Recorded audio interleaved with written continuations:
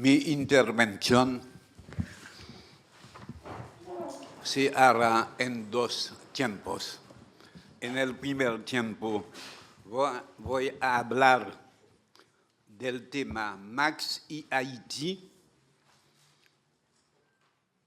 y en el segundo tiempo yo voy a hablar sobre el tema el marxismo haitiano dentro del marxismo latinoamericano.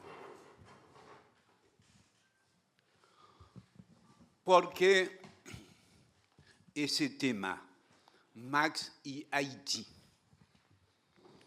Estuvimos hablando en los días pasados de muchas cosas, del enfoque eurocentrista del marxismo. Y eso toca en primer lugar a Carlos Marx. Hay muchas críticas que se han hecho a Marx. Por ejemplo, en Francia hay un historiador que fue miembro del Partido Comunista Francés que se llama Jean Ehrenstein.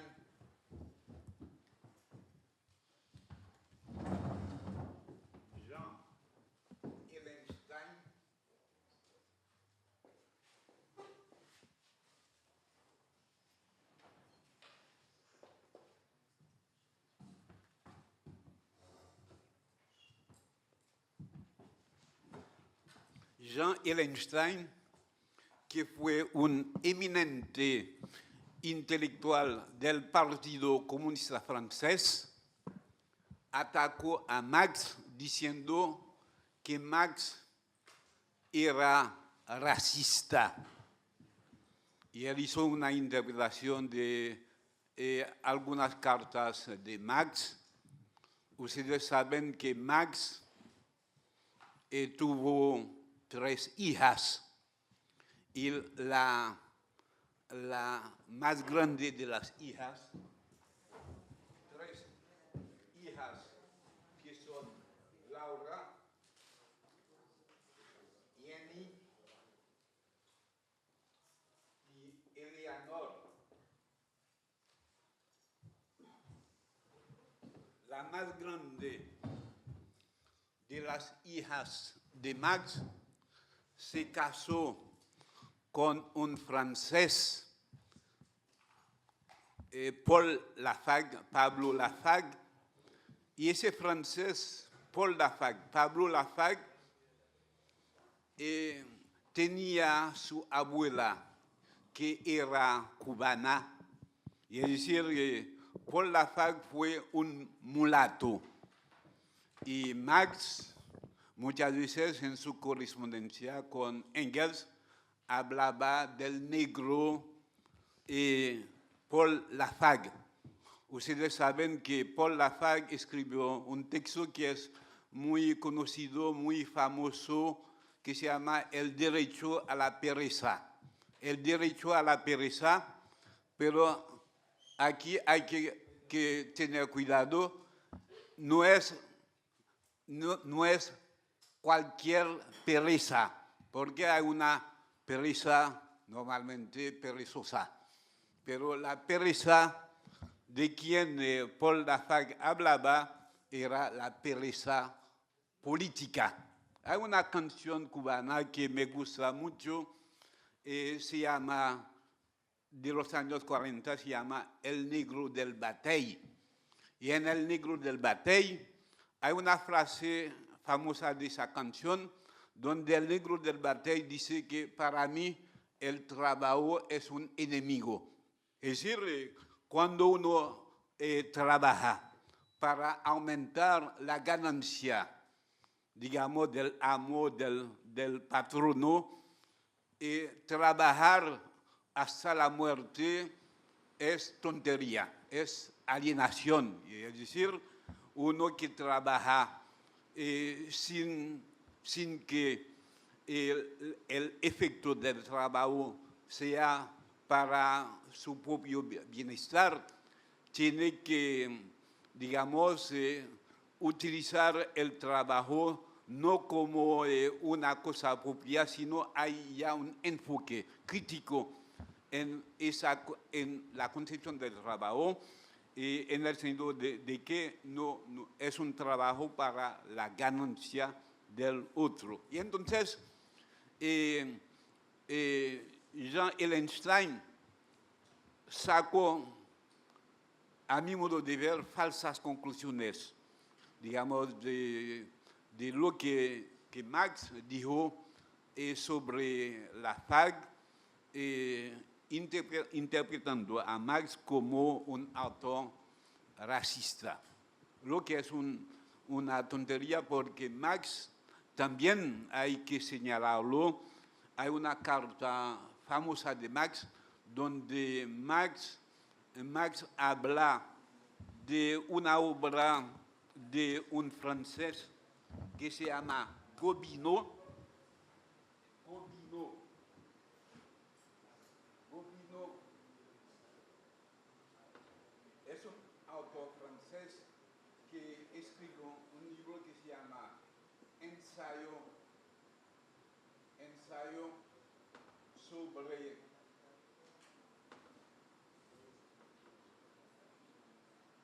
la desigualdad entre las razas.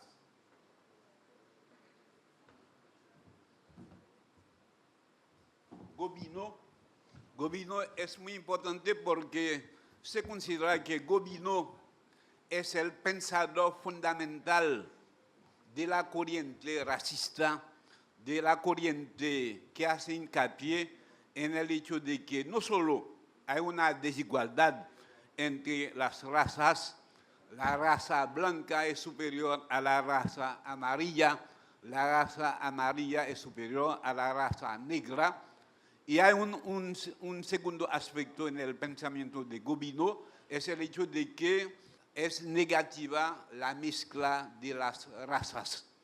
Son dos ideas que se encuentran no solo en todo pensador racista, sino en toda política racista. Por ejemplo, hay que señalar que Hitler, Mussolini, toda esa gente que aplicó en el África del Sur, en la época del apartheid, es decir, Gobineau fue un autor no solo muy leído. Hitler, Gobineau era uno de los autores que Hitler leyó con mucha atención. Es decir, no se puede entender la ideología racista, tampoco la política racista, sin partir de Gobineau.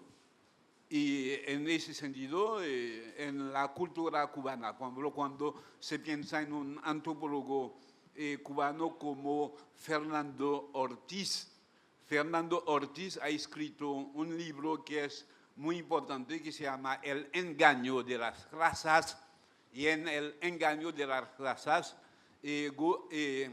Fernando Ortiz refuta los argumentos de Gobineau, igual que un haitiano que se llama Antenor Firmin. Yo tengo en Haití un libro que va a aparecer en octubre sobre Firmin. Firmin, hay que apuntarlo, Firmin fue amigo de José Martí. José Martí estuvo en Haití. José Martí, en su correspondencia, habla de Firmin porque José Martí encontró a Firmin en París, y hay que saber que José Martí tenía con Firmin, y no solo con Firmin, había el colombiano Betances, había un puertorriqueño Caicedo. Martí tenía con ese grupo el proyecto de formar una confederación de las Antillas. Y es decir, cuando se ve a Marx en una carta a la FARC le recomiendo leer ese libro de Gobineau, el ensayo sobre las desigualdades entre las razas. Y eso quiere decir, Marx también desarrolló, Marx no tuvo tiempo para ocuparse de manera sistemática con Gobineau, pero señaló a la FARC que tenía que leer ese libro de Gobineau en 3 tomos. Es decir, es una tontería que Einstein se basará en la correspondencia de Marx para hacer de Marx un racista. Hay una segunda crítica que se hace contra Marx, es una crítica que se encuentra, por ejemplo, en un pensador francés que durante un momento ha tenido contactos muy estrechos con Cuba. Yo hablo de Régis Debray. Régis Debray, uno tiene que recordarlo, Régis Debray escribió algunos años después del triunfo de la Revolución Cubana un libro que ha sido traducido en muchos idiomas, se llama Revolución dentro de la Revolución.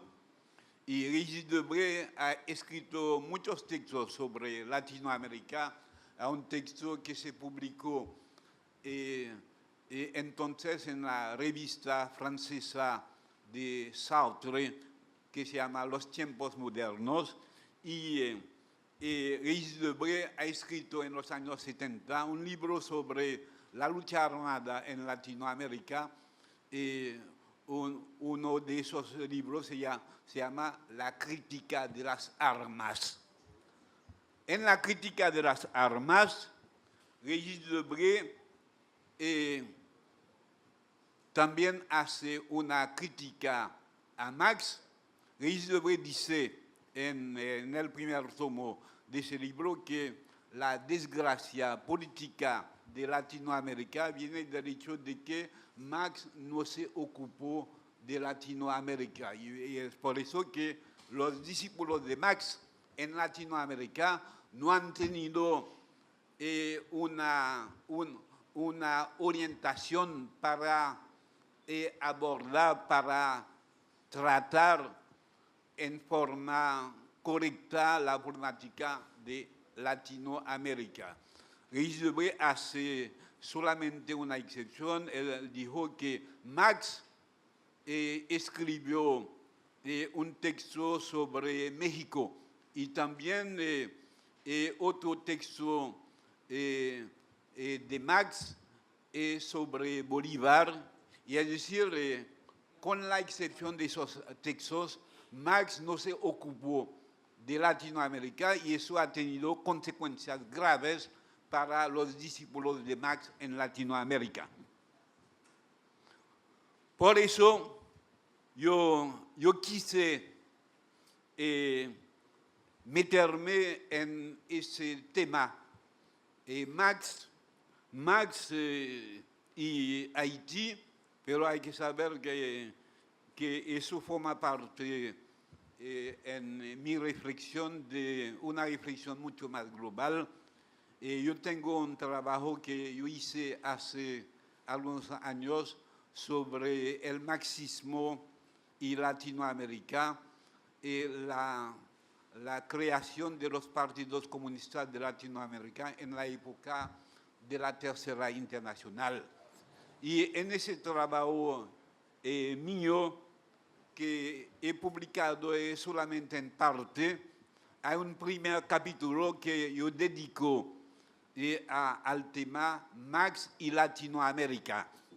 Y es decir, lo que le voy a decir esta mañana es solamente una parte del primer capítulo de ese trabajo sobre Marx y Latinoamérica, porque mi tesis era mostrar que en contra de lo que dice Régis Debray, Marx se ocupó de Latinoamérica. Y yo apunté al hecho de que en Marx no solo hay una reflexión sobre México, hay varios artículos sobre México, hay artículos sobre Latinoamérica, hay, por ejemplo, un artículo de Marx que se llama Ayacucho, y Marx se ocupó también de muchas cuestiones latinoamericanas. Por ejemplo, hay un artículo de Marx sobre la situación de los esclavos en Cuba. Y es decir, en el texto del Capital mismo, si uno lee con mucha atención, va a encontrar una serie de referencias de Marx, por ejemplo, a Brasil, a Cuba y a otros países de Latinoamérica. De tal manera que no se puede aceptar ese juicio de Isdebray a saber que Marx no se ocupó de Latinoamérica. Y es por eso que yo voy a escoger solamente una parte de ese capítulo para concentrarme sobre Haití. En primer lugar, hay una cuestión sobre la cual hemos venido discutiendo, particularmente cuando Néstor hizo su intervención. Es una cuestión teórica, pero que es una cuestión política. Es la cuestión de la edición de las obras de Marx. Yo suelo decir en mis clases que las obras completas de Marx que tenemos hasta ahora son obras completas incompletas, porque hay muchos textos de Marx que no conocíamos hace algunos años, y es por eso que yo quería, antes de ir más lejos con el tratamiento de esa problemática, señalar los problemas con las dos principales ediciones de Marx sobre las cuales disponemos hoy día.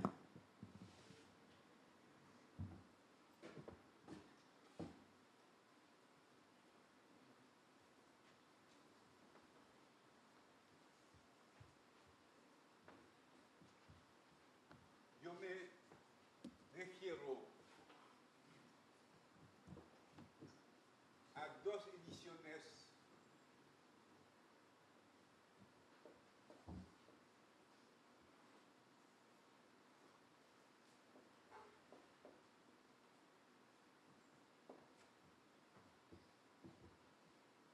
de la ex República Democrática Alemana, porque las demás ediciones de Marx, que sean en francés, en español o en italiano, se basaron en esas dos ediciones. La primera edición es la abreviación MEV. MEV significa en alemán Marx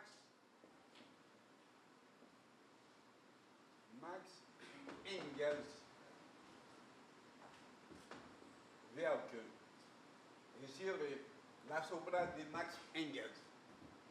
Es la primera edición, digamos, que se presentó como edición completa de Marx, que fue publicada en la ex República Democrática Alemana. Son grandes especialistas de Marx, marxólogos marxistas, porque hay también marxólogos que no son marxólogos marxistas. Bueno, es una edición de más de 40 tomos. Y la edición más reciente de Marx es la edición Mega. La edición Mega es la abreviación en alemán de Marx Engels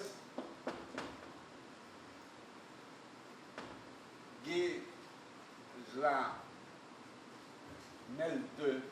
Werke. Eso se traduce para las obras reunidas de Marx y de Engels. Ya son más de 40 tomos pero no son aún las obras completas, porque desde que no existe más la ex República Democrática Alemana, se paró el proyecto, porque en la época de la existencia de la República Democrática Alemana era un proyecto del Estado alemán, digamos, que daba plata y que ponía en ese proyecto a los mejores especialistas de Marx. Eso no existe más porque ustedes saben que con la desaparición de la República Democrática Alemana se paró ese proyecto. La República Federal Alemana no quiso continuar ese proyecto. Hay intentos a nivel internacional, por ejemplo, los japoneses han invertido plata en eso. El proyecto continúa, pero el proyecto continúa con más problemas que en la época de la República Democrática Alemana.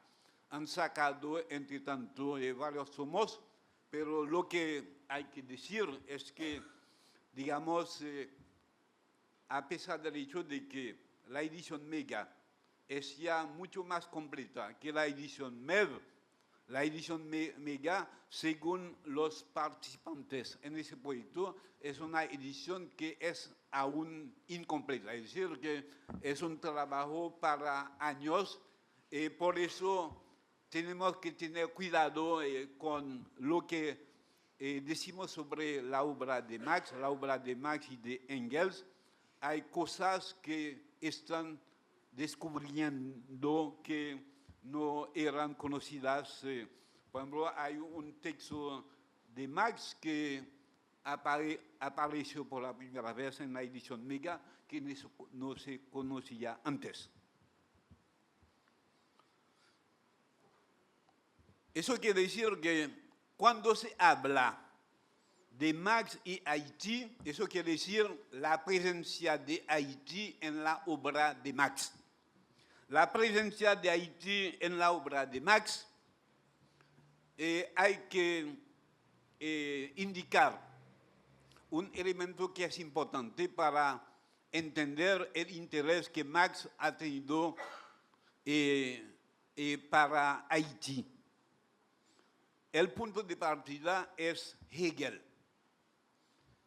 Hay que recordar que los alemanes, particularmente los intelectuales alemanes, estuvieron mucho tiempo esperando una revolución burguesa como la revolución burguesa francesa. Es decir, los intelectuales franceses querían una revolución como la revolución francesa con el asalto de la Bastilla, y es por eso que Hegel, cuando Hegel era estudiante, cuando Hegel empezó a estudiar en la Universidad de Tübingen, eran tres: Hegel, Schelling y Hölderlin. Y cada 14 de julio bebían champaña para celebrar la Revolución Francesa, que era el modelo para los intelectuales alemanes. Había en aquella época en Alemania una revista que se llamaba Minerva. Minerva era la revista más avanzada de los intelectuales alemanes, donde escribían los intelectuales más progresistas de Alemania, y son intelectuales, digamos, que querían una revolución burguesa. Y Haití aparece por la primera vez en esa revista de los intelectuales alemanes. Hay una mujer norteamericana que es filósofa, que estudió en Frankfurt, que ha escrito un texto que ha sido publicado en primer lugar en inglés, en alemán, pero existe entre tanto en francés. No sé si se ha traducido ya. En español se llama Hegel y Haití. Hegel y Haití.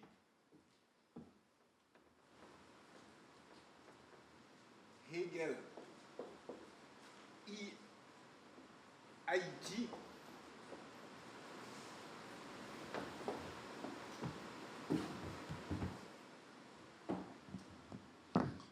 Donde se llama Susan Moss, Hegel y Haití, donde ella hizo un trabajo de investigación sobre lo que se tenía como conocimiento de Hegel, de las tesis de Hegel, porque hay que señalar que Hegel es un pensador que rompe con una tradición alemana que es de ocuparse no solo de cuestiones alemanas, sino de cuestiones europeas. Y Hegel, cuando en su enfoque de la historia, tiene un enfoque de la historia universal, no es una historia solamente nacional, es una historia mundial. Por eso hay que subrayar la importancia de dos trabajos de Hegel. Son, en primer lugar, las lecciones sobre la filosofía de la historia, y el otro trabajo de Hegel, las lecciones sobre la historia de la filosofía. Y yo he hecho una crítica de ese trabajo de la filosofía norteamericana, porque en Hegel hay un libro que es importante, se llama La Enciclopedia de las Ciencias Filosóficas, y en el primer tomo de ese texto de Hegel, Hegel habla de la antropología. La antropología es una parte de lo que Hegel plantea como enciclopedia de las ciencias filosóficas, y ya hay una nota que Hegel pone sobre Haití, y uno puede ver cómo funciona el eurocentrismo, porque ese texto de Hegel ha sido traducido en francés. El filósofo francés que ha traducido ese texto ha eliminado la nota, y esa nota concierne a Haití. Eso quiere decir que el filósofo francés que tradujo el texto de Hegel ha pensado que no es importante porque se trata de Haití. Y a pesar del hecho que es una nota importante, porque Hegel en esa nota dice que son los haitianos que han salvado a la fama de los negros, porque Hegel tenía una teoría muy problemática sobre los negros. Por ejemplo, en las lecciones sobre la filosofía de la historia, Hegel dice que los negros no tienen el sentido del tiempo. ¿Por qué los negros no tienen el sentido del tiempo? Porque los negros no pueden vincular el pasado con el presente y el presente con el futuro. Y Hegel da un ejemplo para ilustrar por qué los negros no tienen el sentido del tiempo. Hegel da el ejemplo de un africano que vendió a su familia. Es decir, tenía problemas con su familia. Para eliminar esos problemas, vendió a su familia. Y después de vender a su familia, empezó a quejarse diciendo que eso ahora solo no tengo con quien puedo hablar. Y Hegel apunta que es porque ese negro no tiene el sentido de la historia del tiempo, porque si tuviera el sentido del tiempo, se hubiera dado cuenta de que al vender a su familia estaba creando las condiciones de su soledad. Es decir, Hegel dice que son negros haitianos que salvaron a los negros, porque los negros haitianos crearon por la primera vez en la historia universal un Estado cristiano. Hegel se equivocó porque los haitianos no crearon un Estado cristiano, es decir, en Haití como en otros países de Latinoamérica se impuso la religión católica como religión dominante, porque cuando los esclavos africanos llegaron a Haití, la primera cosa que se hacía era mandarles a la iglesia para ser bautizados, porque la iglesia católica aprendía a los negros que es una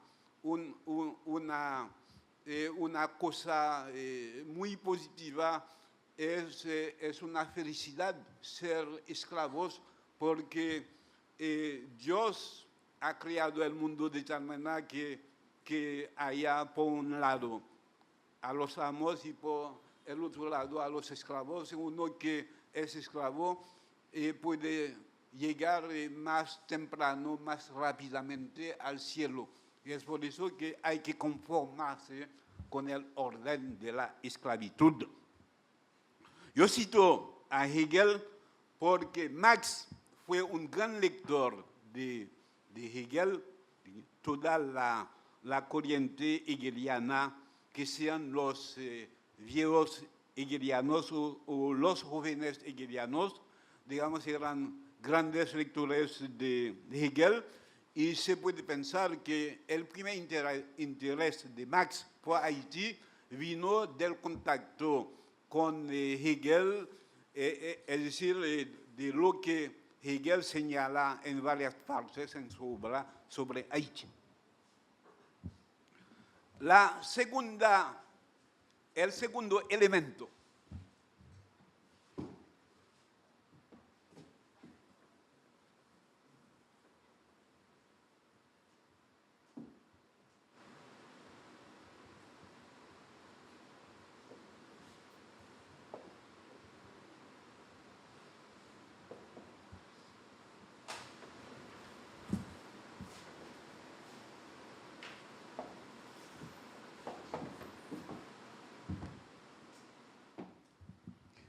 ese nombre que yo he puesto en la pizarra es importante porque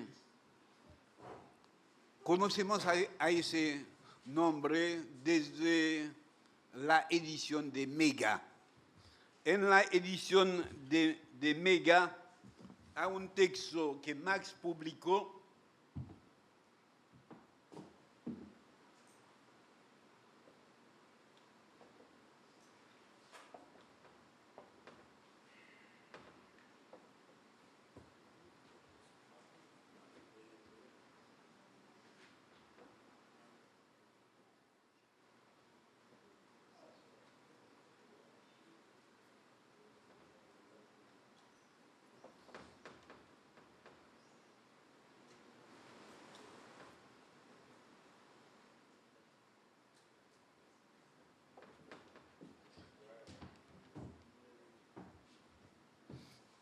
en la edición de Mega, en el 5 tomo, es el título de ese texto, se llama en alemán Geschichtliche Darstellung der Handelstreibenden Staaten, que se traduce por exposición histórica de los estados que hacen comercio.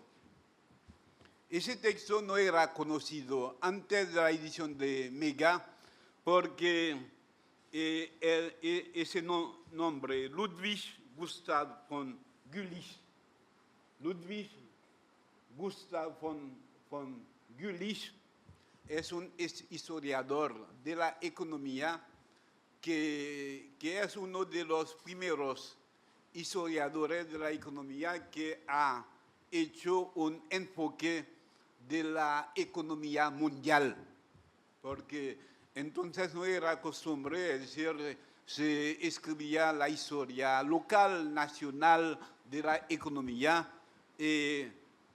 Ludwig Gustav von Gulich es uno de los primeros historiadores, no solo alemanes, sino mundiales, que introdujo un enfoque mundial de la economía.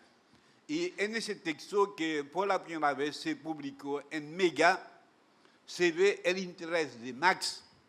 Se ve muchas cosas en Marx. En primer lugar, el hecho de que Marx, es decir, ese texto se ubica en la época en que se suele hablar del joven Marx, y cuando se habla del joven Marx se refiere particularmente al Marx filósofo, porque en la interpretación tradicional de Marx se piensa que es con los manuscritos de 1844, que se llama los manuscritos filosófico-económicos, que Marx empezó a ocuparse de economía. Incluso en la película de Raoul Peck, digamos, las obras que se apuntan, que Raoul Peck apunta, son obras como Miseria de la filosofía, como refutación de las tesis de Proudhon en filosofía de la miseria, o por ejemplo el texto de Marx, La Santa Familia, o Crítica de la crítica, es decir, digamos, es el aspecto filosófico en Marx. E incluso en la película de Raoul Peck se ve un diálogo entre Marx y Engels, donde Engels le aconsejó a Marx de ocuparse de economía. Es decir, con ese texto de Mega se ve seguramente, digamos, aquel que se ocupó por la primera vez de la parte económica era Engels, pero a diferencia de lo que se pensaba, Marx empezó antes de los manuscritos de 1844 a ocuparse de economía. Y en ese texto, que es importante, de von Gulich, hay no solo un párrafo, una parte que toca a Saint-Domingue. Saint-Domingue es el nombre de Haití antes de la independencia. Saint-Domingue, que se llamó entonces la perla de las Antillas, era la colonia más rica de Francia en el mundo, y se llamaba Saint-Domingue. Con la independencia de Haití de 1804 que se va a cambiar el nombre de Saint-Domingue para sustituirlo por el nombre de Haití. Hay que apuntar que el nombre de Haití era el nombre que dieron a la isla los pueblos originarios de Haití. En Haití hubo pueblos originarios como los caribes, los arawak, los taínos, y esos pueblos llamaron la isla en que vivían Haití. Es decir, en la época colonial francesa se llamó Saint-Domingue. Hay que apuntar también que la isla, toda la isla fue en primer lugar colonia española. Después intervinieron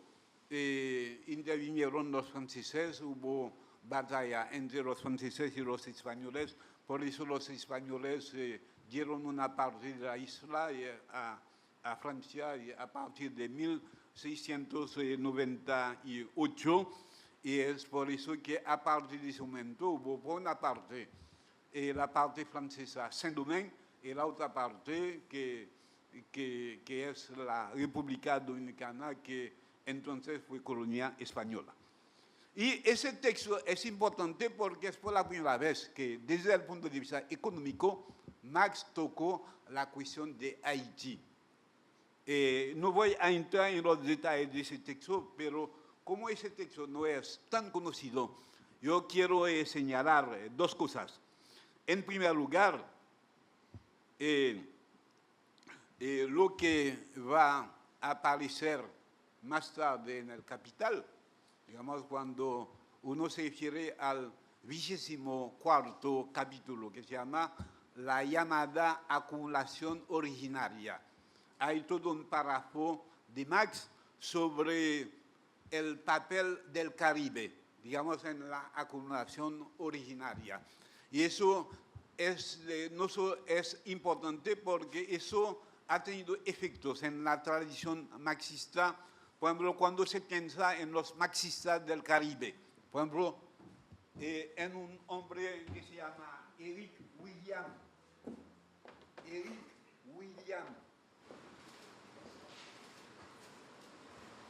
Pero eso vale también para un pensador, un historiador de la Guyana que se llama Walter Rodney. Eric William ha escrito un texto que es un clásico que se llama Esclavitud y Capitalismo. Es un texto traducido en muchos idiomas, yo creo también en español, donde Eric William, partiendo de las indicaciones de Marx, señaló no solo la cuestión de la importancia del Caribe en el proceso acumulativo originario, sino dio otra interpretación de la esclavitud. La esclavitud no es una cosa del modo de producción esclavista. La esclavitud en el Caribe ha sido una base fundamental, digamos, del desarrollo del capitalismo. E incluso hay autores que piensan que no hay capitalismo sin la esclavitud como parte de la acumulación originaria. El nombre de Walter Rodney es menos conocido. Walter Rodney fue un gran historiador de la Guyana inglesa. Estudió en Europa, en Inglaterra, pasó algún tiempo en Alemania y escribió un texto que es muy importante. Se llama Cómo Europa ha subdesarrollado África. Porque cuando se habla, digamos, de la esclavitud, hay que tocar también la trata de esclavos.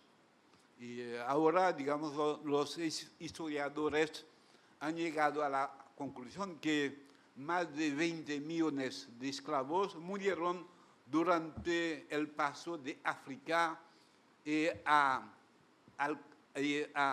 Latinoamérica, particularmente al Caribe. Y Haití desempeñó un papel muy importante porque, digamos, para llegar a Haití había que ser, digamos, parte de los esclavos negros más fuertes, porque las condiciones de vida, las condiciones de explotación en Haití eran, digamos, mucho más elevadas en otras colonias de Francia. Por ejemplo, un esclavo en Haití apenas podía ir más allá que 35 años. Y es decir, no solo esa cuestión, sino también el efecto para África, porque los esclavos negros que llegaron al Caribe no eran ancianos, era la gente más joven de África, es decir, más, porque cuando yo digo más de 20 millones de esclavos que murieron durante la travesía, hay que ver que también hay los demás esclavos negros que murieron en las colonias, no solo de Francia, sino de Inglaterra, de Holanda. Y es decir, como se sabe, En ese texto de Mega que se publicó por la primera vez, se vio que Marx subrayó con la pluma, digamos, toda esa parte que toca a Saint-Domingue. Es decir, se ve que el interés de Marx por Haití no empieza solamente con la independencia de Haití. Hay un otro elemento que quiero señalar, que es importante para entender el interés de la presencia de Haití en la obra de Marx. Es un texto de Marx que no se conoce mucho, pero que fue publicado ya en MEV, se llama Acerca de la crítica de las cosas en América. Acerca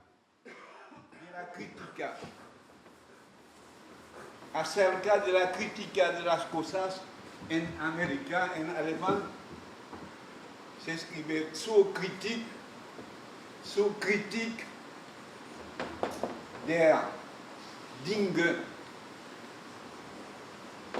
in Amerika. Zur Kritik der Dinge in Amerika, acerca de la crítica de las cosas en América. Y en ese texto, Marx hace una reflexión importante sobre Haití. Es un texto que Marx escribió durante el gobierno de Abraham Lincoln.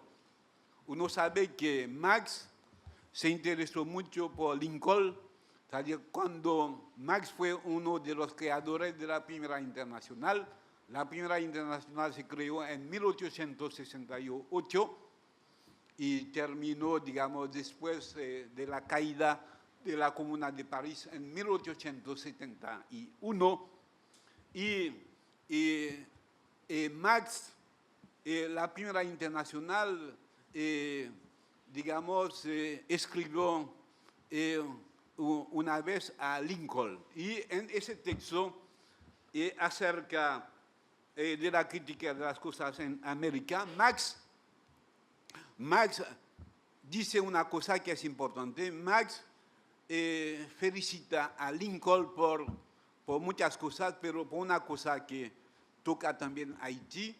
Y Marx habla es un concepto que Marx utiliza por la primera vez, es el concepto de república negra.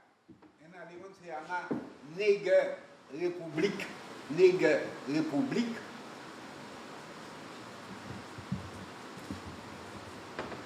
Eso, Negerrepublik, es república negra. República negra. Marx felicita a Lincoln por haber reconocido la existencia de dos repúblicas negras. La primera república negra es la República de Liberia y la segunda república negra es la República de Haití. Hay que entender eso en su contexto. Ustedes saben que Haití es la primera república negra, no solo en Latinoamérica, sino en el mundo.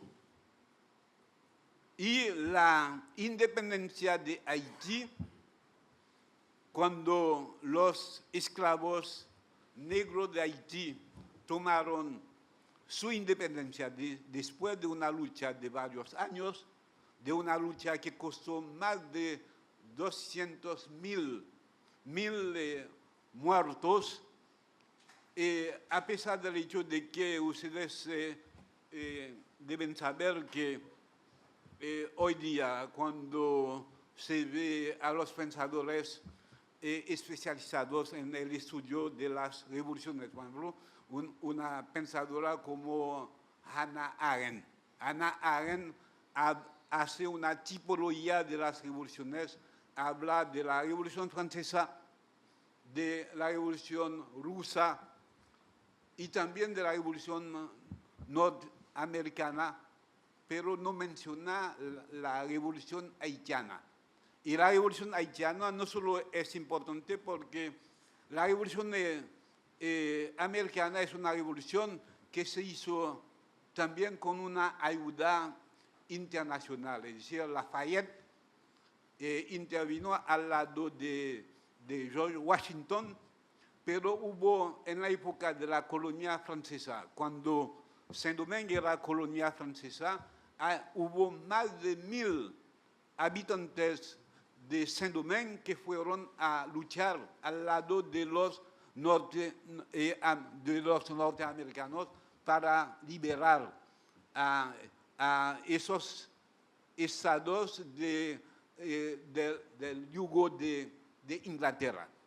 Es por eso que hoy día en los Estados Unidos de América hay una ciudad que se llama Savannah, donde hay un monumento, digamos, que rinde homenaje a la contribución de esos habitantes de Saint-Domingue que murieron al lado de los norteamericanos para liberar a esas colonias que van a devenir los Estados Unidos de América. Por eso, Abraham Lincoln, es decir, lo que quiero subrayar es que a pesar del hecho de que habitantes de Saint-Domingue lucharon al lado de los norteamericanos para la liberación suya, los gobiernos norteamericanos no reconocieron a Haití cuando Haití se independizó en 1804.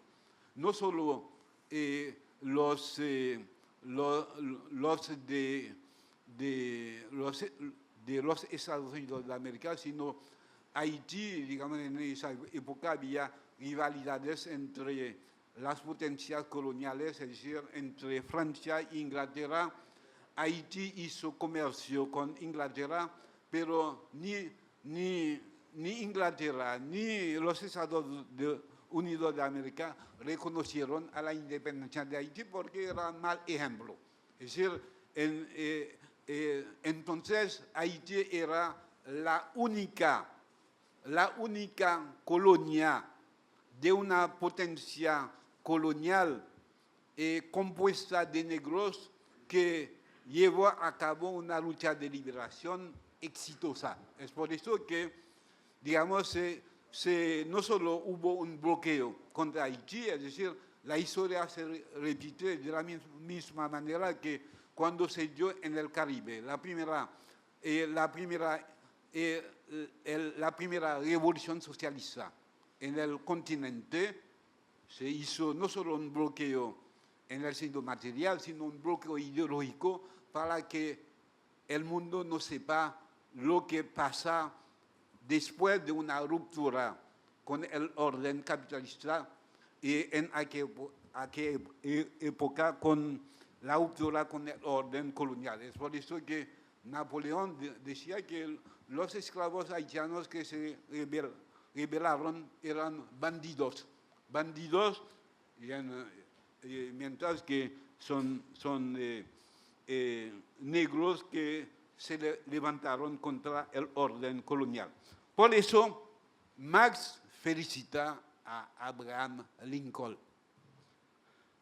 Y el último elemento que yo quisiera señalar, no voy a entrar en los detalles, por ejemplo, se lo ve en muchos textos de Marx, por ejemplo, en el 18 Brumario de Louis Bonaparte, también en otro texto de Marx que se llama Las luchas de clase en Francia. Y es decir, hay un personaje que aparece en el texto de Marx, es el personaje de Suluk.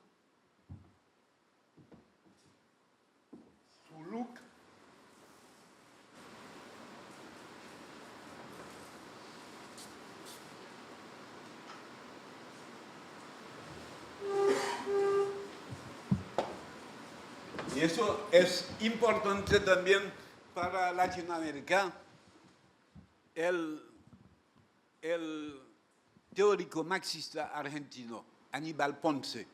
Aníbal Ponce ha tocado en un texto esa problemática. En Aníbal Ponce se llama Marx y Bolívar. Max y Bolívar, es decir, Max y Bolívar se refiere a otro artículo de Marx que es importante para entender esa problemática, se llama Bolívar y Ponce. Bolívar y Ponce.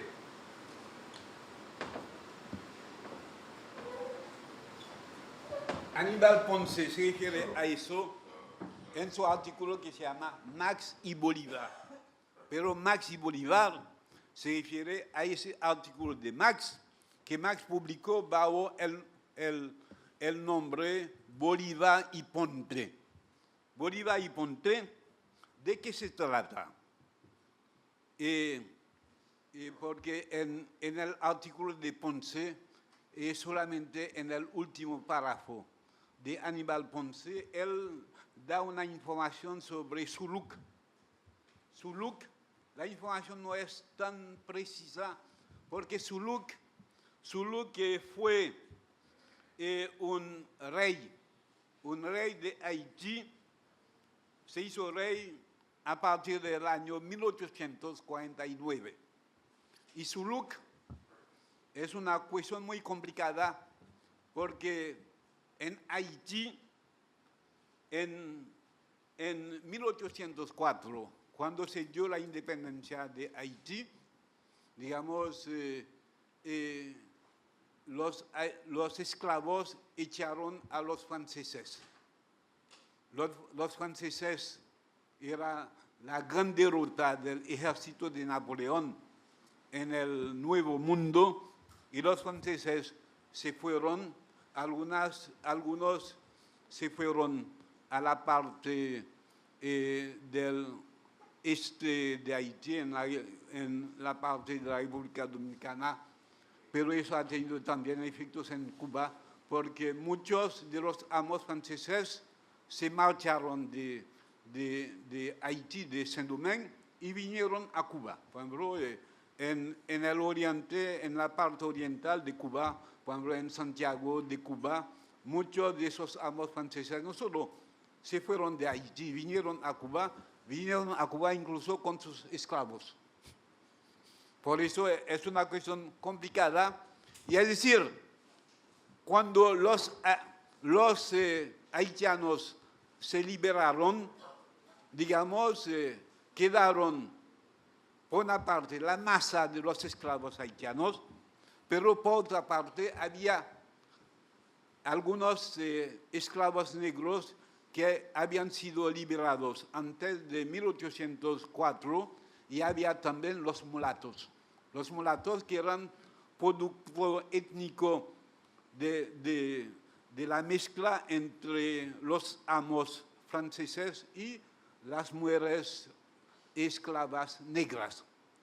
Y es decir, se dio una batalla a partir de 1804 porque los mulatos y los esclavos negros ya habían sido liberados, digamos, se presentaron como herederos de los amos franceses. Es decir, la tierra no era más la tierra de los amos franceses, siendo los mulatos dijeron que los franceses fueron nuestros padres y entonces somos los herederos de los franceses. Entonces se tocó una cuestión muy complicada, por eso, digamos, en Haití se dio la primera batalla por la reforma agraria en el continente. Por ejemplo, uno de los dirigentes del movimiento, Dessalines planteó la cuestión cuando los mulatos quisieron ser herederos de los amos franceses, diciendo que la tierra haitiana era, a partir de ahora, tierra suya. Dessalines preguntó, ¿y los esclavos que vinieron de África? Sus padres se quedaron en África. Ellos no tienen derecho a la tierra.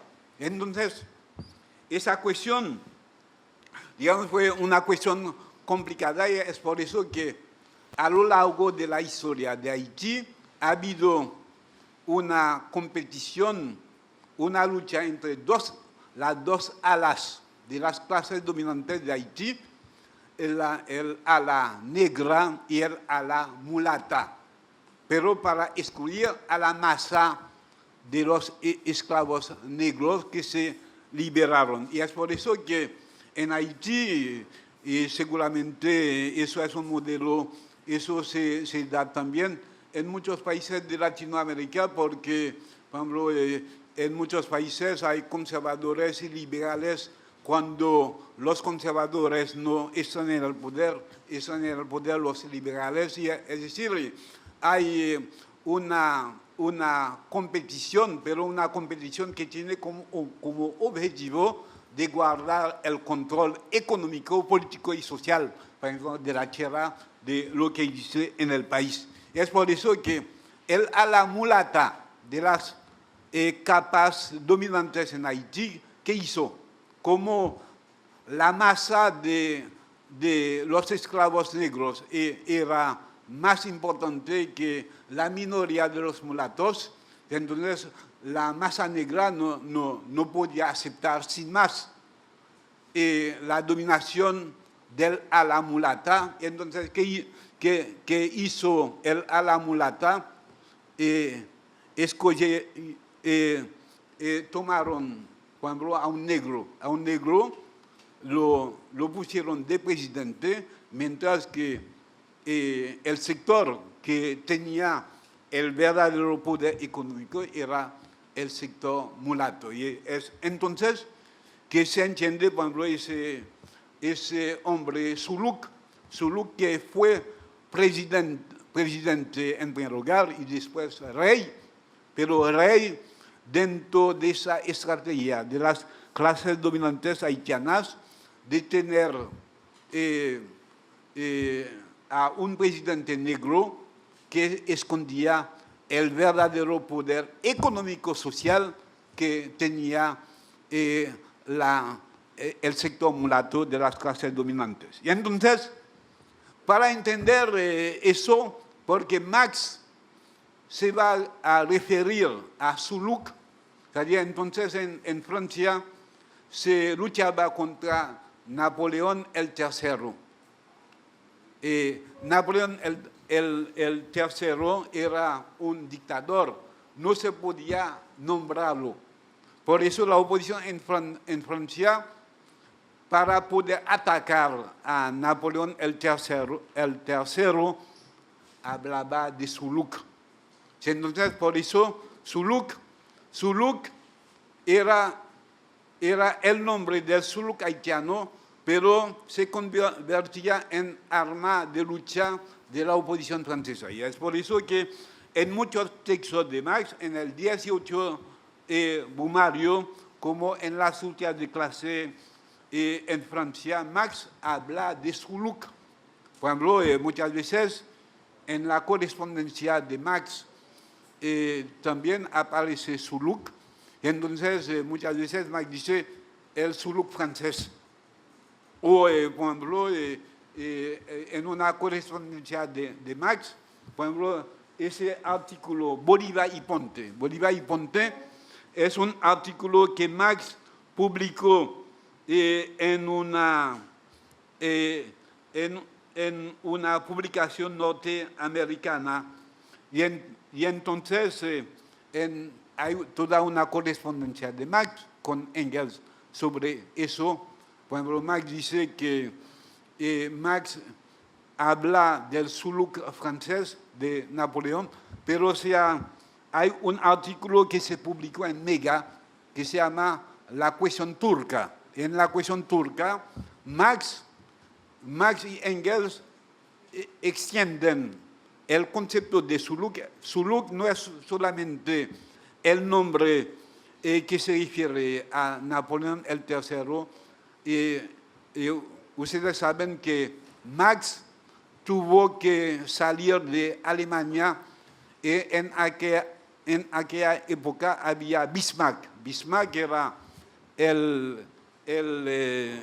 el hombre político que dominaba la escena política en Alemania, y hay una parte donde Marx habla de Bismarck como el Suluk alemán. El Suluk alemán. Y en ese contexto yo quiero señalar una cosa que es importante para entender todo ese juego complicado con la cuestión haitiana. Hay un poeta alemán que era amigo de Marx, que se llama Georg Wirth. Georg Wirth. Georg Wirth.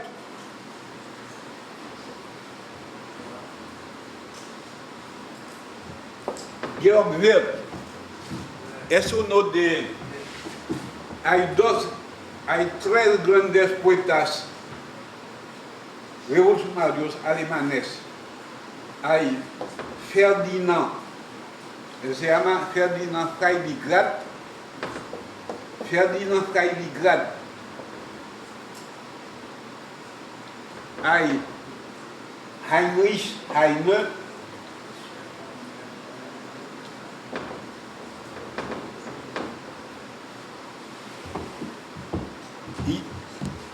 Y hay Georg Wirth. Georg Wirth fue amigo de Marx. Hay un texto muy famoso de Engels sobre Georg Wirth, donde el título del texto de Engels es Georg Wirth, el más grande y el primer poeta socialista de la clase obrera alemana. Y es importante también para Cuba porque Georg Wirth, amigo de Marx, en la película de Raúl Peck se muestra a una reunión del periódico en que trabajaba Marx, es la Gaceta Renana, pero hay que saber que hubo la primera edición de la Gaceta Renana, pero después hubo una segunda edición que se llama la Nueva Gaceta Renana. Y Georg Wirth publicó muchos textos en esa publicación de que Marx era redactor en jefe. Y Georg Wirth había oído hablar tanto de Suluk que llegó a Haití para ver el original, porque había escuchado tanto de la fotocopia, quería ver el original. Llegó a Haití en la época de Suluk, lo metieron en la cárcel, se quedó 3 meses en la cárcel de Haití, y porque pensaron que él era un espía alemán. Después de 3 meses se dieron cuenta de que no era un espía alemán, lo soltaron de la cárcel y vino aquí a Cuba y murió en Santiago de Cuba. Yo no sé si los compañeros cubanos podrán dar la información, porque hace algunos años yo leía que en Cuba se pensaba hacer una película sobre Georg Wirth, ese gran poeta socialista, amigo de Marx, que murió después de salir de la cárcel de Suluk en Haití, y que es un hombre importante para nosotros. En Alemania yo he tenido la oportunidad de ver una publicación de las obras de Georg Wirth, donde se publicó cartas que Georg Wirth escribió a su madre cuando estaba en Haití, antes de llegar a Cuba. Yo voy a cerrar esa parte con... yo mencioné ya la carta de Marx a la FAG, hay una importancia de esa carta de Marx a la FARC porque en el libro de Gobineau hay todo un capítulo que se refiere a Haití. Gobineau era racista y en ese sentido hay que señalar que la revolución haitiana fue un desafío, no solo desde el punto de vista político, sino también desde el punto de vista de la igualdad de las razas, porque hay un antropólogo haitiano que ha trabajado sobre eso, ha dicho que cuando los esclavos negros de Haití se rebelaron contra Francia y lograron su independencia, eso fue una cosa impensable. Es decir, no había dentro de la lógica occidental categorías para pensar una cosa así, porque la imagen que se tenía de los negros era la imagen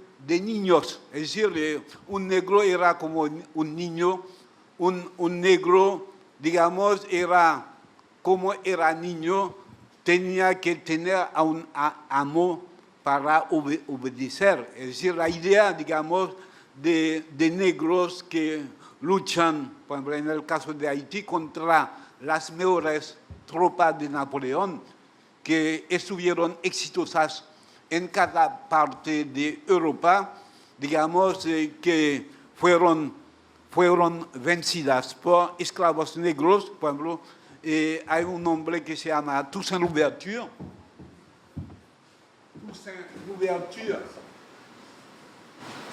Toussaint Louverture fue el general haitiano que creó el ejército de los negros haitianos que venció a las tropas de Napoleón. Toussaint Louverture no había hecho ningún estudio militar en una academia militar y había formado oficiales que apenas sabían leer y escribir. Por ejemplo, las batallas que dio ese ejército contra las tropas de Napoleón eran increíbles, es decir, soldados oficiales que ni siquiera tenían zapatos. Entonces, era una idea, digamos, insoportable para la mentalidad occidental. Y es por eso que en Haití, y se lo ve en un texto de Marx, en las luchas sociales, en las luchas de clase en Francia, hay una comparación que Marx hace entre Napoleón el I y Napoleón el III, donde Marx dice que Napoleón el III quería ser Toussaint Louverture, pero pudo ser solamente su look. Entonces es una frase que entonces tal vez 5 o 10 alemanes cultos podían entender. Es decir, uno ve el grado de cultura, no solo cultura histórica, cultura política de Marx, que señalaba la diferencia entre Toussaint Louverture y su look. Pero hay una cosa que yo quiero señalar, es el hecho de que, digamos, desde algunos años nosotros discutimos en Latinoamérica sobre el hecho de que las independencias de Latinoamérica, que sea la independencia, por ejemplo, de Venezuela, por ejemplo, de Chile, de los países latinoamericanos, forman parte de lo que se llama las revoluciones inconclusas. Es decir, cuando se ve el caso de Cuba o el caso de Venezuela, pero eso vale también para Haití. Haití hizo la primera revolución anticolonial, pero ¿qué pasó después? esa revolución se quedó una revolución inconclusa. Entonces Marx, en ese texto sobre Suluk, donde hace la diferencia, la comparación entre Toussaint Louverture y Suluk, planteó por la primera vez para nosotros la cuestión de las revoluciones inconclusas en Latinoamérica. Con eso, yo voy a cerrar lo que quise decir sobre la presencia de Haití en Marx, donde hay que señalar que Marx fue el único, digamos, en plantea eso. Yo tengo una crítica a mi compatriota Raúl Peck. La película de Raúl Peck se llama El joven Karl Marx. Ese año en Haití, en homenaje a Carlos Marx, hicimos un debate sobre la película. Y yo dije en ese debate, entonces yo hace mucho tiempo que no encuentro a Raúl Peck. Ustedes tienen que saber que Raúl Peck fue ministro de Cultura en Haití. Raúl Peck, cuando era ministro de Cultura, era, digamos, aquel que controlaba una facultad de Haití que se llama Escuela Nacional de Artes. Raúl Peck fue ministro entonces y hubo un levantamiento de los estudiantes contra Raúl Peck. Por eso yo digo siempre en Haití, Raúl Peck me gusta más como cineasta que como ministro. Entonces, yo decía en ese debate, Raúl Peck hubiera tenido que llamar la película no El joven Karl Marx, sino El joven Karl Marx y el joven Engels, porque a cada rato Engels está con Marx. Y es por eso que Engels, digamos, se ha descubierto en los materiales que sirvieron a publicar un tomo de Mega, también un texto de Engels sobre Haití. Y además de eso hay algo que hay que señalar. Marx y Engels eran grandes bebedores de café. Y hay que recordar que Haití en la época de Saint-Domingue fue el primer exportador de café en el mundo. Marx bebía con mucho gusto el café de Saint-Domingue, digamos, circulaba en Alemania, y hay un texto de Engels. Engels no pensó solamente en términos económicos sobre el café, sino también, digamos, como bebedor de café. Hay una carta de Engels a su hermana Marie. Y Engels dice a Marie, tú te gusta tomar café, tú piensas que tú tienes suficiente experiencia como bebedora de café, mientras que tú no has gustado, no has tomado el café de Haití, no sabes lo que es café. Entonces, todo eso para decir que la presencia de Haití no es solamente una presencia en Marx, es también una presencia en Engels, y como lo acabo de decir, una presencia en Georg Wirth, digamos, que terminó en Cuba. Yo no sé si no tengo tiempo más, yo me quedo aquí. Sí, entonces yo pasaría a la segunda parte, el marxismo haitiano dentro del marxismo latinoamericano.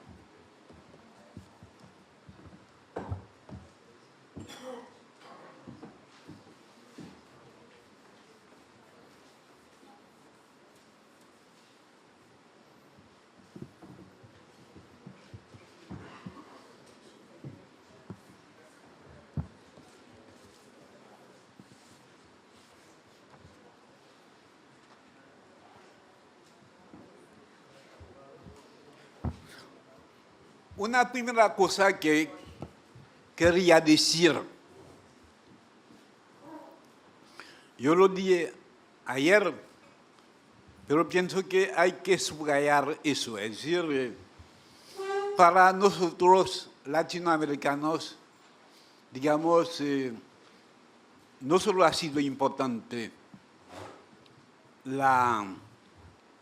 es decir, el centenario de la Revolución de Octubre, sino tenemos fechas que van a tener importancia para nosotros. El año próximo, 2019, se va a celebrar el centenario de la creación de la Tercera Internacional.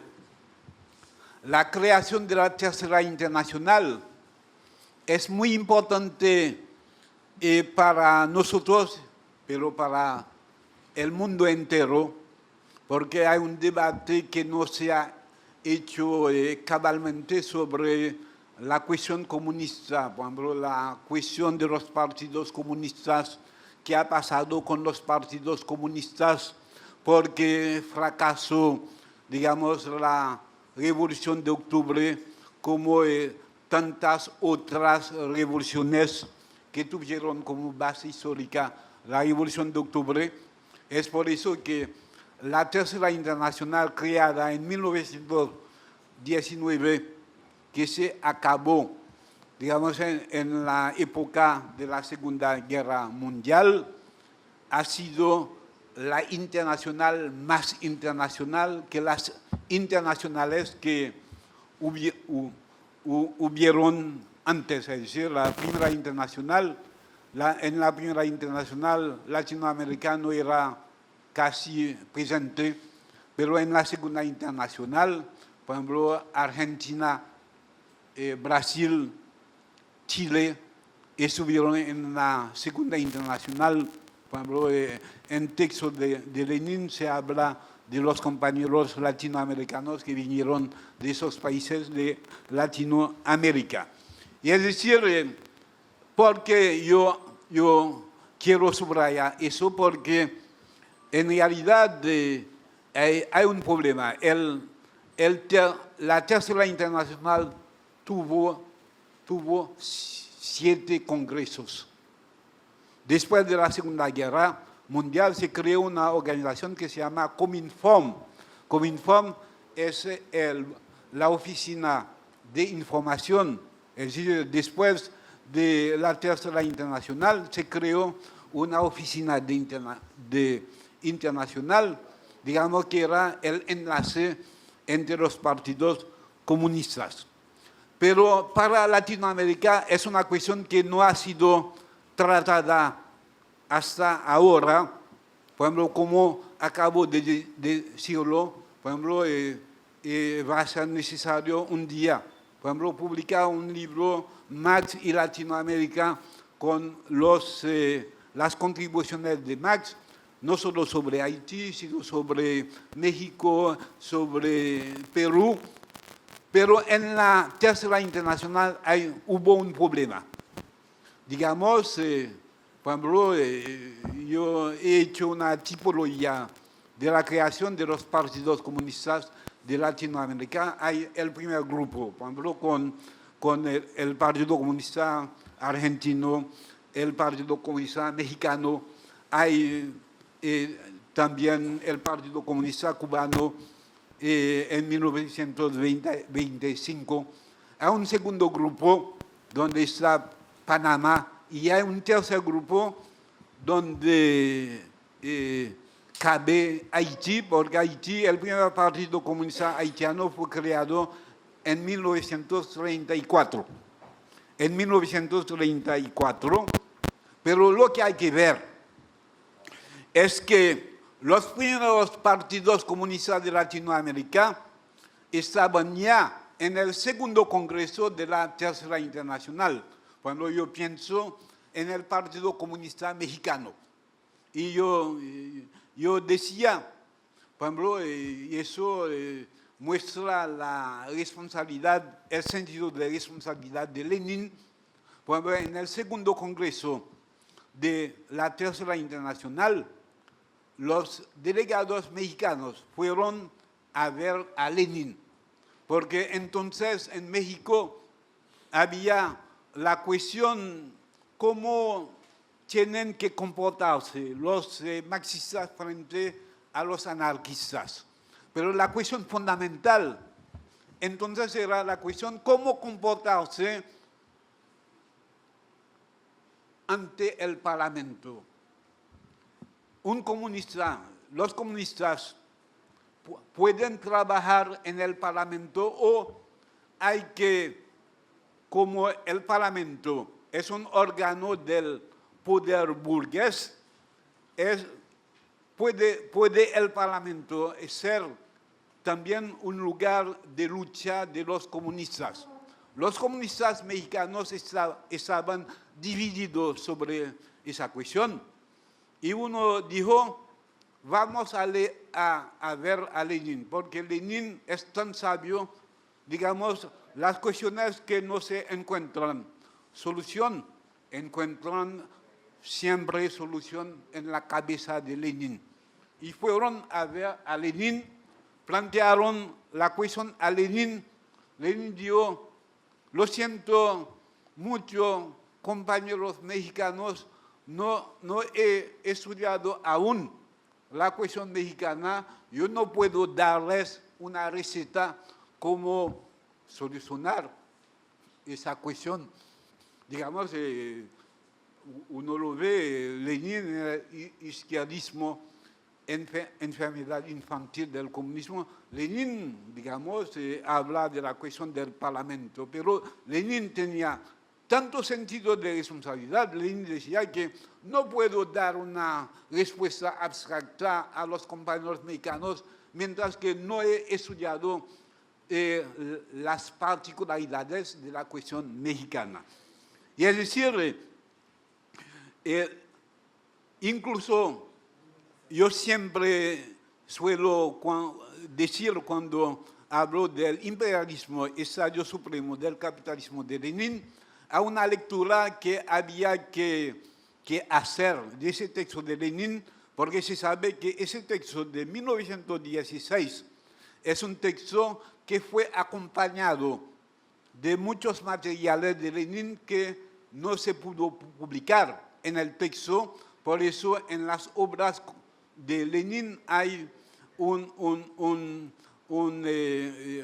texto que se llama Los cuadernos sobre el imperialismo. Y en los cuadernos sobre el imperialismo hay dos cosas que son importantes, o tres cosas. Una primera cosa que es importante es el hecho de que Lenin en ese texto hace un cuadro, hace varios cuadros, por ejemplo, de la relación entre el centro y la periferia.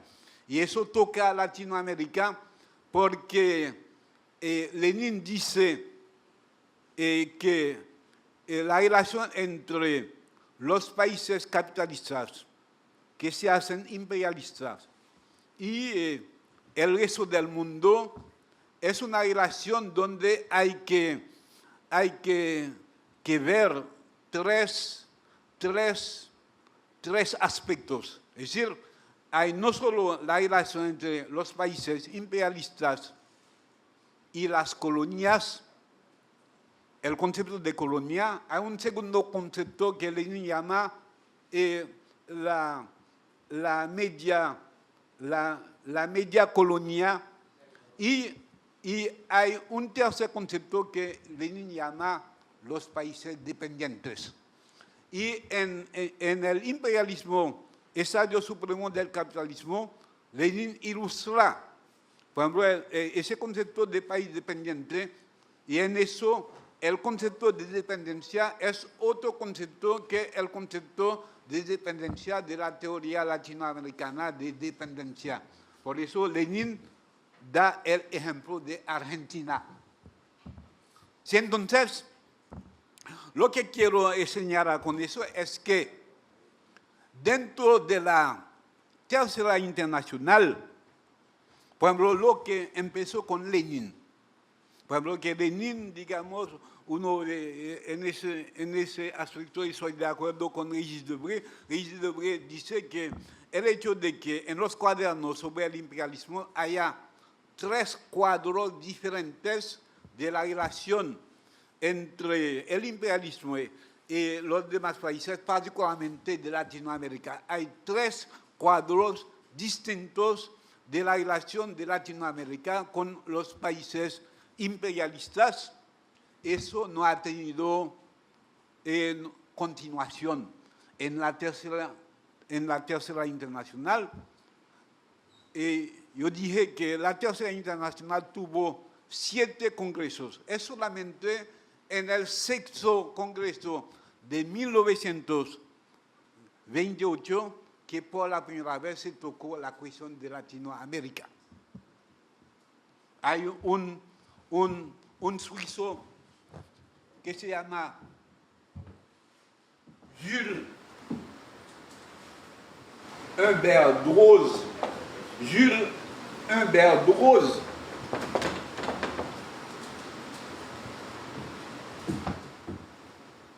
Es un suizo que cuando se creó la Tercera Internacional se tuvo que inventar una estructura para dirigir los partidos comunistas de Latinoamérica. Y Humbert Droz fue el primer responsable de los partidos comunistas de Latinoamérica en la Tercera Internacional. Humbert Droz era suizo,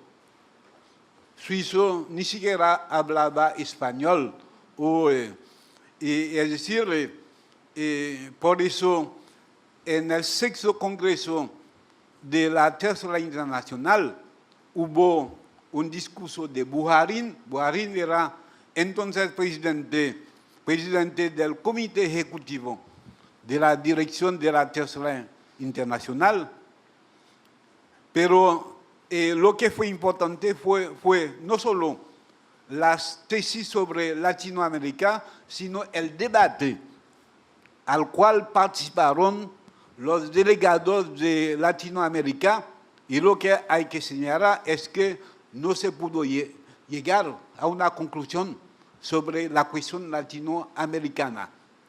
Y es por eso que en 1929 se hizo el primer encuentro de los partidos comunistas de Latinoamérica en Argentina, en Buenos Aires, y Humbert Droz, antes de morir, él fue comunista, él era en primer lugar pastor, se rompió con la iglesia protestante, se hizo comunista, era amigo de Buharin, y él fue a Argentina para, digamos, participar al primer encuentro de los partidos comunistas de Latinoamérica, y él cuenta en sus memorias, no solo era el problema para la internacional, para un suizo como Humbert Droz, digamos, tiene una visión de Latinoamérica, sino en Latinoamérica había también un problema. Por ejemplo, Humbert Droz dice que cuando llegué a Buenos Aires,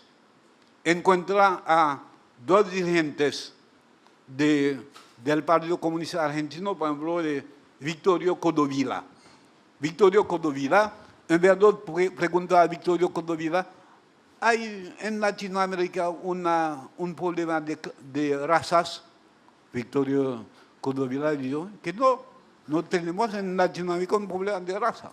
Es decir, se entiende eso porque yo estuve en Nicaragua en los primeros años de la Revolución Sandinista. Yo conocí a varios compañeros, no solo argentinos, sino chilenos, muchos compañeros de América del Sur descubrieron por la primera vez, por ejemplo, un país como Argentina, un país como Nicaragua, un país como Salvador, que no tienen el mismo estatuto social que Chile, que Argentina. Y es decir, en el sexto congreso de la internacional, de la tercera internacional, se tocó la cuestión de Latinoamérica y no se llegó a ningún acuerdo. El debate siguió en el séptimo congreso, pero el séptimo congreso fue el último congreso de la tercera internacional. Y es decir, y además hay una cosa que yo quiero señalar, por ejemplo, que no ha sido aún profundizada suficientemente en Latinoamérica, es la cuestión, digamos, de la ruptura que existió entre el momento de Lenin y el momento que vino después. Es decir, yo acabo de decir que Lenin fue muy prudente en cuanto a Latinoamérica, diciendo que hay que estudiar, en primer lugar, la cuestión latinoamericana. Y después, digamos, cuando llegó, digamos, la fracción de Stalin, es una cuestión que no ha sido estudiada suficientemente, por eso hay un nombre, es el nombre de Jürgen Moltke. Jürgen Moltke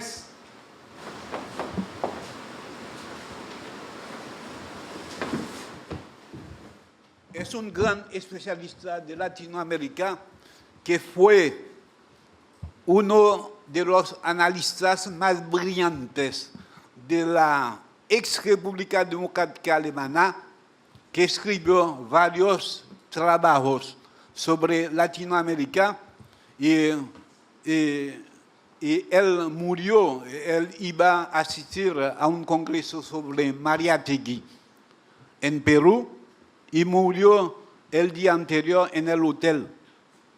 Pero tuvo tiempo de publicar un libro en alemán, no sé si ha sido traducido en español. Es el libro de Jürgen Moltke. Por ejemplo, hace referencia a cosas sobre las cuales tenemos que discutir en ocasión, digamos, del centenario de la creación de la Tercera Internacional, porque en el último informe, antes del séptimo congreso de la Tercera Internacional, se publicó un informe sobre los partidos comunistas en el mundo. Y ese informe toca a la situación de cada país, de cada partido comunista en Latinoamérica. Y apareció allá conceptos, por ejemplo, como mariáteguismo. Mariáteguismo era, digamos, en el lenguaje de la Tercera Internacional de entonces, una mala palabra. Una mala palabra, mariáteguismo. Pero eso no toca solamente al Perú, eso toca también a Chile. Por ejemplo, hay una caracterización del Partido Comunista chileno donde se decía que el Partido Comunista chileno, por ejemplo, se nombra el nombre de Luis Emilio Recabarren, diciendo que Luis Emilio Recabarren ha tenido una influencia mala en el Partido Comunista chileno porque Recabarren nunca supo romper con la socialdemocracia. Y es decir, a lo que yo quiero apuntar es, por ejemplo, eso va a pasar también en el primer encuentro de los partidos comunistas de Latinoamérica. Por ejemplo, Mariátegui no pudo llegar a ese encuentro, pero hubo las tesis de Mariátegui que expuso un compañero peruano también en el encuentro que tuvo lugar en Argentina.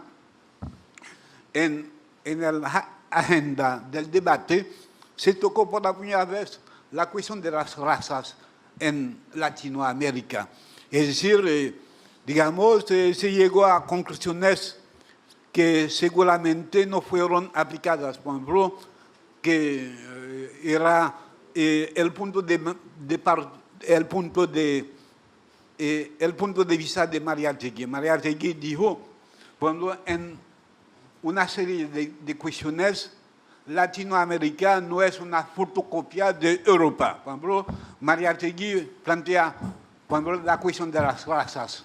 La cuestión de las razas no es una cuestión, digamos, que es importante para los partidos comunistas europeos, pero Mariátegui, por ejemplo, en varios artículos sobre la cuestión negra, dijo que la cuestión negra en Latinoamérica es una cuestión que hay que diferenciar, porque la cuestión negra en Latinoamérica no es la cuestión negra en los Estados Unidos de América. Y la cuestión negra en América del Sur no es la cuestión negra en el Caribe. Y Mariátegui toma el ejemplo de Haití. Digamos, la cuestión negra en Haití no es la cuestión negra en el Perú. Y además no es solamente la cuestión negra, es lo que se llama la cuestión india.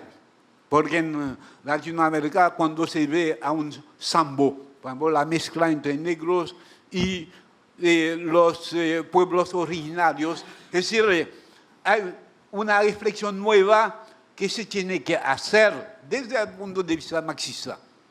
Pero es también la cuestión religiosa. La cuestión religiosa, es decir, que cuando se lee a Marx, cuando Marx habla de la religión, por ejemplo, esa frase de Marx que se misinterpreta muchas veces, la religión es el opio del pueblo. Entonces, Mariátegui decía que el fenómeno religioso en Latinoamérica es un fenómeno que es distinto al fenómeno europeo. Es un fenómeno, digamos, que necesita diferenciación, porque, por ejemplo, cuando uno ve lo que pasa en el Perú, la mezcla entre diferentes religiones de África, de los pueblos originarios. Por ejemplo, en Haití, digamos, los haitianos van a la Iglesia Católica, pero la Iglesia Católica, los símbolos de la Iglesia Católica, digamos, son solamente un pretexto para enmascarar a lo que une a los haitianos con cultos religiosos que vienen de África. Es decir, muchas veces, digamos, no viendo, no tematizando lo que hace la diferencia entre la realidad europea y la realidad latinoamericana, digamos, los partidos comunistas de Latinoamérica han llegado a falsas conclusiones. Entonces, por eso pienso que también una cuestión que suelo tocar, la cuestión, por ejemplo, que Néstor señalaba, por ejemplo, el hecho de que en muchos países en Latinoamérica no se tiene en cuenta los resultados de las ciencias sociales en Latinoamérica. Bueno, en Haití, el fundador del Partido Comunista Haitiano, Jacques Roumain, fue a Francia a estudiar etnología en el Instituto de Etnología de París. Y no era una locura de parte de Jacques Roumain. Jacques Roumain decía que no se puede dirigir políticamente a las masas de un país sin conocer la cultura, las costumbres, los comportamientos, por ejemplo, de esas masas. Por eso, digamos, yo veo una similitud, una semejanza entre lo que hizo Gramsci y lo que hizo Mariátegui. Por ejemplo, Gramsci señalaba, viendo el caso italiano, como en Italia hay lo que Gramsci llama el catolicismo popular. El catolicismo popular no es el catolicismo de los sacerdotes que vinieron de España o de Francia. El catolicismo popular es esa mezcla que hace la complejidad del fenómeno religioso de Latinoamérica. De la misma manera, eso quiere decir, por ejemplo, es el trabajo del etnólogo, digamos, de estudiar, investigar. Y es por eso que me parece que la crítica que hacía Sartre en los años 50, por ejemplo, Sartre cuando tocaba la cuestión de la relación del marxismo con las ciencias sociales, Sartre decía que el marxismo es un fundamento sin conocimiento. Hay conocimientos sin fundamento. Es decir, por ejemplo, en la sociología, en la etnología, digamos, hay conocimientos, pero esos conocimientos carecen de fundamentos. Pero el marxismo se ha convertido en un fundamento sin conocimientos.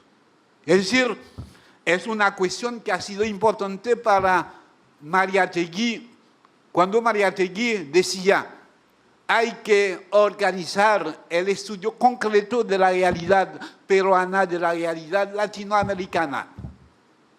Por ejemplo, cosas que tenemos en forma particular en Latinoamérica. Por ejemplo, Mariátegui empieza su libro fundamental, Los 7 ensayos acerca de la realidad peruana, con una cita de Nietzsche. Por ejemplo, Mariátegui tiene un libro en defensa del marxismo. Y, por ejemplo, cosas, digamos, que desaparecieron en el marxismo, incluso en el marxismo soviético. Por ejemplo, uno piensa, por ejemplo, en lo que une Mariátegui con Aníbal Ponce. En Aníbal Ponce, por ejemplo, hay en Argentina. Los compañeros argentinos pueden decirnos esos. Por ejemplo, en Argentina, digamos, hubo un etnólogo que estuvo en Argentina durante la Segunda Guerra Mundial, y ese Aníbal Ponce estuvo en contacto con él y aparece muchas veces ese etnólogo francés se llama Paul Rivet. Paul Rivet, que fue profesor en el Instituto de Etnología en París, donde estudió también el marxista haitiano Jacques Roumain. Y es decir, por ejemplo, Ponce hace reflexiones sobre la importancia, por ejemplo, de la etnología. Lo mismo, por ejemplo, cuando uno ve una ciencia auxiliar del marxismo que se llama el psicoanálisis. Por ejemplo, Mariátegui habla del psicoanálisis, también Aníbal Ponce, que fue psicólogo, que vio la importancia de la psicología para el marxismo. Y yo quiero cerrar ese nivel de reflexión con una cuestión que es muy importante en Latinoamérica, que ha sido descuidada en el curso de la historia del marxismo en Latinoamérica, la cuestión sexual. La cuestión sexual, por ejemplo, en Mariátegui, pero hay que recordar que Gramsci también llamó la atención sobre el hecho de que el marxismo tiene que ocuparse de la cuestión sexual, porque la cuestión sexual no es solamente la cuestión de los adolescentes, es también la cuestión de la mujer. Por eso en Mariátegui hay todo un texto sobre la reforma sexual, porque los primeros años de la Revolución Rusa, digamos, fueron años donde se tocó la cuestión sexual. Por ejemplo, hubo un director de ese instituto que se llamó Instituto de la Higiene Sexual, que se llamó Bitsakis. Bitsakis, que era hombre de confianza de Lenin. Digamos, en aquella época uno podía casarse en un minuto y divorciar también en un minuto. Es decir, por ejemplo, muchas veces se olvida que la Revolución de Octubre no fue solamente una revolución económica, una revolución política, fue también una revolución en la manera de vivir, en las relaciones entre hombres y mujeres. Y es una revolución que, digamos, superó comportamientos tradicionales, por ejemplo, la cuestión homosexual. Por ejemplo, en muchos países de Latinoamérica, por ejemplo, en los Estados Unidos de América, por ejemplo, yo señalo que Raúl Peck hizo una película, por ejemplo, sobre la cuestión negra en los Estados Unidos de América. Por ejemplo, en los Estados Unidos de América, para ser comunista había que no ser homosexual. Y es por eso que, por ejemplo, en Francia, Michel Foucault fue expulsado del Partido Comunista porque se descubrió que era homosexual. Por ejemplo, en los primeros años de la Revolución de Octubre había marxistas homosexuales en el Comité Central. Es decir, otra forma de vivir la sexualidad, la emancipación de la sexualidad, fue también un punto que se tocó como punto revolucionario y por eso, digamos, cuando se ve a Mariátegui, la manera como se tocó muchas cuestiones, se ve que hay una herencia del marxismo latinoamericano, por eso hubo ese choque entre ese pensamiento nuevo de Latinoamérica y lo que había entonces como enfoque de esas cuestiones en la Tercera Internacional. Por eso el mariáteguismo, en vez de ser un concepto que significaba que el marxismo no es, digamos, como lo decía Marx y Engels, una teoría que hay que aprender, digamos, de memoria, sino una herramienta para estudiar nuevas realidades, enriquecer el marxismo con la integración del resultado de estudio de esas cuestiones. Yo me quedo aquí, yo pienso que yo quise estimular la reflexión para que veamos que ser marxista no es un derecho a la pereza teórica, es un compromiso para hacer un estudio cabal, un estudio permanente de nuestras realidades para poder sacar las conclusiones estratégicas, tácticas, organizativas correctas. Muchas gracias.